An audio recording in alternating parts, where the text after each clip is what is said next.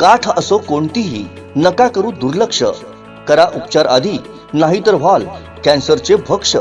SSPM lifetime hospital Padve Sindhudurg. SSPM cancer centre. Mahatma Phule योजनेअंतर्गत कर्करोग तपासणी आणि उपचार पूर्णपणे मोफत. संपर्क 74 990 49 561 आणि 74 996 91 705. SSPM lifetime hospital Padve. SSPM cancer centre. Smoking sensor अलार्ममुळे मंगला एक्सप्रेस थांबली. प्रवाशांमध्ये यामुळे घबराट पसरली.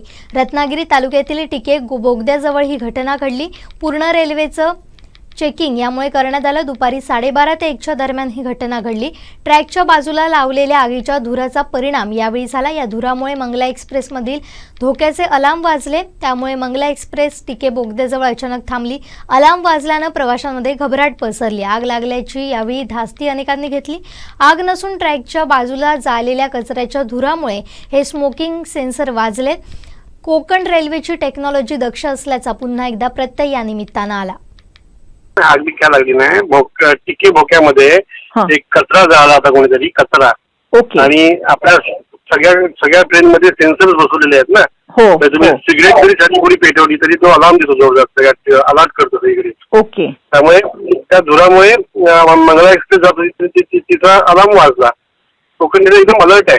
स्मोक सेन्सर असतो. जरासा तरी धूर आला ना तरी तो सेन्सर वाजायला लागतात, अलार्म वाजतात. या भोग्यातून पास होता जो धूर होता ना, त्या धुरामुळे ते अलार्म वाजायला लागले ताबडतोब. तर ट्रेन थांबवली. बघा चेक केलं पाहिजे ना वाजला का तो. तर पुढे आणखी काहीच नव्हती. त्या बाहेरच्या धुरामुळे ते सेन्सर वाजले होते.